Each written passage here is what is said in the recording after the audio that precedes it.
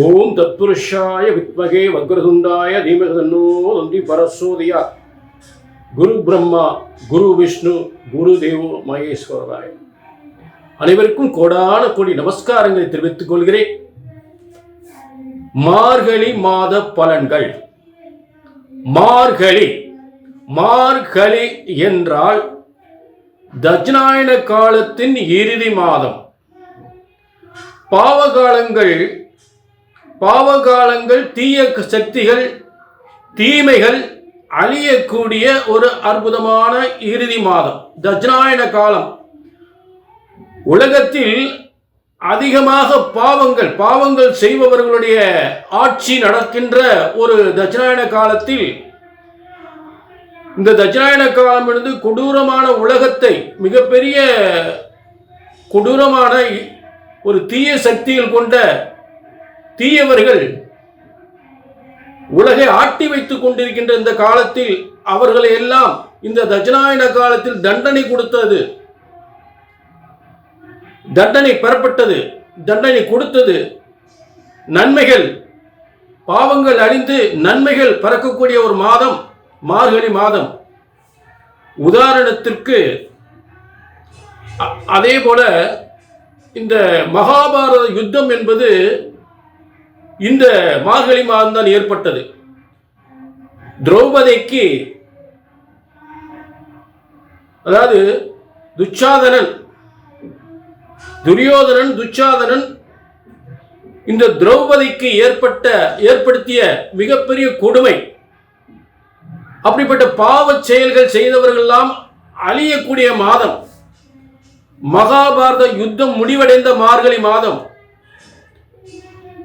உலகத்திற்கே புண்ணியங்கள் ஏற்படுகின்ற ஒரு முக்கியமான மாதம். மார்கழி முடிந்ததுன்னு புண்ணிய காலம் என்று சொல்லக்கூடிய தை பிறக்கின்றது. ஆகவே உங்கள் அனைவருக்குமே, ஒவ்வொருவருக்கும் தீமைகள் அழிந்து நன்மைகள் பிறக்கக்கூடிய ஒரு மார்கழி மாதம், தெய்வ வழிபாட்டுக்குரிய மாதம் என்பதை மறந்து விடாதீர்கள். இப்ப எல்லா ராசிக்குமே மார்கழி மாதத்தின் உன்னத பலன்களை பார்க்க போகின்றோம். இது பொது பலன். உங்க தனிப்பட்ட ஜாதகத்தை பார்க்கணும்னா, ஏன்னா தனிப்பட்ட ஜாதகத்தை உங்க தலையெழுத்தே தெரியும். என்ன தலையெழுத்துக்காக பூமியில பிறந்திருக்கீங்க, எதை சாதிக்க போறீங்க அப்படின்றது உங்களுடைய தனிப்பட்ட ஜாதகம் மட்டுமே சொல்லும். இது பொதுவான பலன். அப்ப உங்க எதிர்காலத்தை தெளிவாக துல்லிதமாக உங்க தனிப்பட்ட ஜாதகத்தை பார்த்துக்கலாம். கீழே நம்பருக்கு நோட் பண்ணிட்டு ஒரு அப்பாயின்மெண்ட் வாங்கிக்கலாம். சரிங்களா? இப்ப எல்லா ராசிக்கும் நம்ம மார்கழி மாத பலன்களை பார்ப்போம். மார்கழி மாத பலன்கள். விருச்சிக ராசினர்கள், உங்களுக்கான மார்கழி மாத பலன்கள். இப்ப இந்த மார்கழியில என்ன கிரக மாற்றம்? உங்களுக்கு பாக்கியஸ்தானத்திற்கு போன கடகராசியில பாக்கியஸ்தானத்தில் உச்சம் பெற்ற குருவான் 6 நாட்கள் அங்க இருப்பார். மார்கழி 6ல உங்களுக்கு 8ஆம் இடத்துக்கு போயிடுவார். பின்னாடி போயிடுறார். 9ல இருந்து 8க்கு போயிடுறார். அப்ப சில பொருளாதார பிரச்சனைகள், கடன் பிரச்சனைகள் என்பது கொஞ்சம் அதிகப்படும். கடனுக்காக அதிகமா பணத்தை செலவு பண்ண வேண்டிய சூழ்நிலை ஏற்படும். பொருளாதார பிரச்சனைகள் ஏற்படும். தொழில சற்று கொஞ்சம் பின்தங்கிய நிலையில் ஏற்படும். கொஞ்ச நாளைக்கு தான் புது வருஷம் வரப்போது இல்லை. அந்த புது வருஷத்தில் நல்ல மாற்றம் வரப்போகுது. அது புத்தாண்டு பலன்ல பார்க்கலாம்.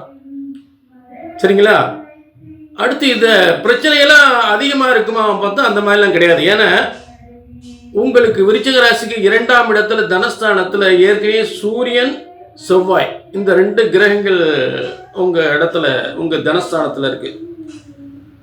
ஏன்னா அதாவது பார்த்தீங்கன்னா 6ஆம் அதிபதி லக்னாதிபதி, 6ஆம் அதிபதி. அப்ப லக்னாதிபதி 6ஆம் அதிபதி சூரியனோட செல்லும் பொழுது அதாவது தொழில் ரீதியான கடன்கள் வாங்கக்கூடிய நிலை ஏற்படும். ஏன்னா அதுக்கு ஏற்கனவே குரு கடன் ஸ்தானத்தில் உட்காந்துட்டாரு. அப்ப செவ்வாயும் 6ஆம் அதிபதியாகி 2ஆம் இடத்துல இருக்கும்போது தொழில் ரீதியான கடன்கள். சூரியன் உங்களுக்கு தசம தொழில் ஸ்தானாதிபதி. அப்ப 2 பேரும் கடன் வாங்கக்கூடிய நிலையில உட்கார்ந்துருக்காங்க. சரி, அடுத்து இந்த முதல்ல சுக்கிரன் இந்த 7ஆம் தேதி, மார்கழி 7ஆம் தேதி சுக்கிரன் உங்களுக்கு 2ஆம் இடத்தில் தனுசு ராசிக்கு வர்றார். சுக்கிரன் யாரு? உங்களுக்கு 7-12க்குரியவர். அப்ப அவரு 7-12, 7ஆம் இடம் ஒரு ஒப்பந்தம். அதுவும் பாருங்க 12ஆம் இடம் கடன் ஒப்பந்தம் அப்படின்னு சொல்லலாம், கடன் வாங்கக்கூடியது. அப்ப அதுவும் இந்த கடன் ஸ்தானத்தை சொல்லுது. கணவன் மனைவி இருவரும் சேர்ந்து கடன் பெற வேண்டும் அப்படின்ற நிலையில சொல்லப்படுகிறது. புரிஞ்சுட்டீங்களா? ஆக அதே நேரத்தில் இன்னொரு விஷயத்தை எடுத்துக்கலாம். 12ஆம் அதிபதி 2ஆம் இடத்துல இருந்தா சொத்து வாங்குறதுக்காக கடன் வாங்கலாம் அப்படின்னு எடுத்துக்கலாம்.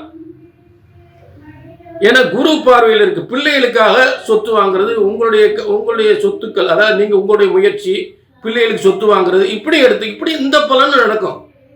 தொழில் ரீதியான கடன் வாங்கக்கூடியது நடக்கும், சொத்து வாங்கக்கூடிய கடன்களும் ரெண்டுமே ஏற்படும்.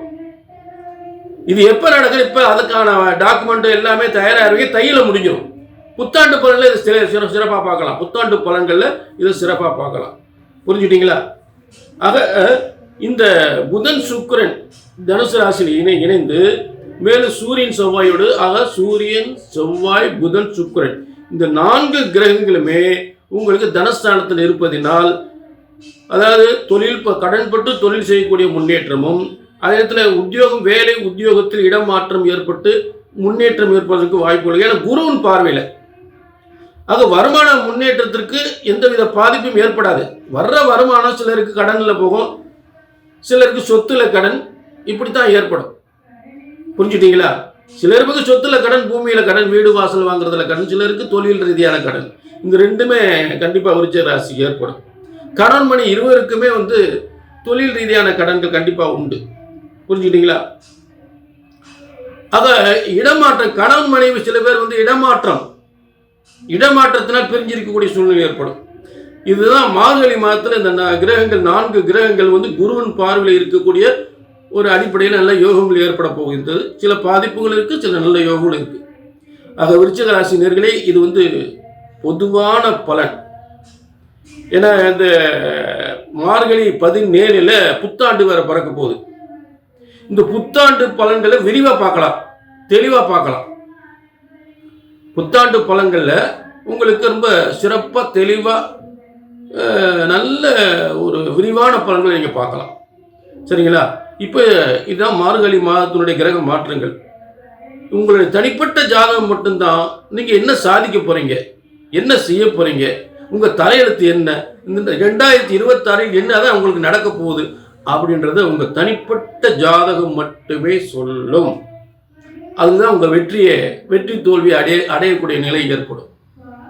புரிஞ்சுட்டீங்களா? ஆக கீழே ஒரு நம்பர் நோட் பண்ணிக்கிங்க, ஒரு அப்பாயின்மெண்ட் வாங்கிக்கிங்க. சரிங்களா? ஆக மீண்டும் ஒரு நல்ல நிகழ்ச்சியை சந்திக்கும் வரை உங்களிடமிருந்து விடைபெறுவது 18 சித்தர்களும் முனிவர்களும் உருவாக்கிய சித்தர் வாக்கு ஜோதிடர் பாலச்சித்தர். நன்றி, வணக்கம்.